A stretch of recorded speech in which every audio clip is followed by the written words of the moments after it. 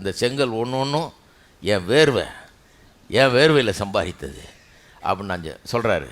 அப்போ நான் சொன்னேன், உங்கள் வேர்வையை மேன்மை பாராட்டாதீங்க. கர்த்தருடைய கிருபை இல்லைன்னா காலையில் பெட்லேருந்து எந்திரிச்சிருக்க மாட்டீங்க. எந்திரிச்சாலும் கதவு எங்கே இருக்குன்னு தெரியாது. அப்படி ஆகிடும் கடைசியில். கர்த்தருடைய கிருபை தான் மூச்சை நாசியில் சுவாசத்தை கொடுக்குது. எந்திரிச்சிங்க. கர்த்தருடைய கிருபை இருக்கிறதுனால தான் முகத்தை கழுவுனீங்க, குளிச்சிங்க, ரெடியானீங்க. கர்த்தருடைய கிருபை இருக்கிறதுனால தான் வீட்டில் எந்த வாசல் எங்கே இருக்குதுன்னு தெரியுது. கர்த்தருடைய கிருபை இருக்கிறதுனால தான் திறமை இருக்குது, ஆற்றல் இருக்குது, ஒரு தொழில் இருக்குது, அறிவு இருக்குது, ஞானம் இருக்குது, எல்லாம் இருக்குது. போய் வேலை செய்கிறீங்க, சம்பாதிக்கிறீங்க. அப்போ இதெல்லாம் மீறி என்னுடைய கைப்பலன் இது, என்னுடைய சாமர்த்தியம்னு சொன்னால் கர்த்தர் சொல்கிறார். அப்படி சொல்லாத. இப்போ கானான் தேசத்தில் போய் வாழும்போது இது என்னுடைய சாமர்த்தியமும் என்னுடைய கைப்பலனும் என்று சொல்லாதே அப்படிங்கிறாரு. சொன்னேன்னா ஒன்றும் இல்லாமல் போய்டுன்றார். நல்லா கவனிங்க. அப்படி சொல்கிறவர்கள் ரொம்ப ஜாக்கிரதை. என்னையா நான் சொல்கிறதுல என்ன இருக்குது? கிடையாது. சொன்னால் இருக்கிறதும் போயிடும். அப்படி தான் வேதம் சொல்லுது. பல இடங்கள்லேருந்து எனக்கு வாசு காட்டிய முடியும். அப்படி சொல்லாத.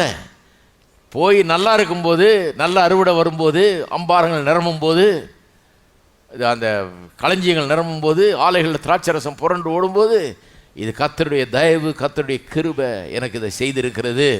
கர்த்தர் நல்லவர், என்னை ஆசீர்வதிச்சிருக்கார். அவருடைய ஆசீர்வாதம் தான். ஐஸ்வர்யத்தை சம்பாதிக்க பலனை கொடுக்கிறவர் கர்த்தர் என்பதை நினைப்பாயாக. ரட்சகர்னு நினைக்கிறாங்க நிறைய பேர். அவரை விடுவிக்கிறவர் நினைக்கிறாங்க, சுகமாக்குறவர் நினைக்கிறாங்க, மோட்சம் கொண்டு போகிறவர் நினைக்கிறாங்க. ஆனால் ஐஸ்வர்யத்தை சம்பாதிக்க பலனை கொடுக்குறவர்னு நினைக்கிறதே கிடையாது. யாரும் சொல்கிறதே கிடையாது யாரும். அதனால அந்த ஐஸ்வர்யத்தை சம்பாதிக்கிற விஷயத்தில் கர்த்தருக்கு இதுக்கு ஒன்றும் சம்மந்தம் இல்லைன்னு நினைக்கிறாங்க. இவங்க போட்டு உருட்டி பரட்டி தான் ஐஸ்வர்யம் வருதுன்னு நினச்சிட்டு இருக்காங்க கிறிஸ்தவர்களே. இதுக்கு நம்ம இந்த உலகத்தில் ரொம்ப குறுக்கட் மைண்டோடு இருக்கணும். இதில் போட்டு உருட்டி பரட்டினா தான் இங்கே சம்பாதிக்க முடியுமாக்கும், இல்லைனா எல்லாம் பிடிங்கிட்டு போயிடுவான்லாக்கும். இதுக்குன்னு ஒரு தனி லாபகமாக அதை செய்யணும். இதை எப்படி நடத்துகிறோன்றது பெரிய தந்திரம் இருக்குது, மந்திரம் இருக்குது அப்படிங்கிற மாதிரி நினைக்கிறாங்க.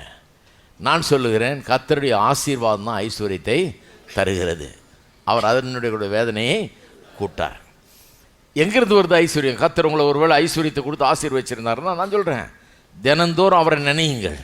ஏன்னா அங்கேருந்து தான் வந்தது. ஐஸ்வர்யத்தை சம்பாதிக்கக்கூடிய பலன் அங்கேருந்து தான் நல்லா சாப்பிட்றீங்க, நல்லா சம்பாதிக்கிறீங்க, கை நிறைய வருமானம் வருது, நல்லா இருக்கிறீங்கன்னு சொன்னால் நான் சொல்லுகிறேன், ஐஸ்வர்யத்தை சம்பாதிக்க பலன் அங்கேருந்து தான் வருது.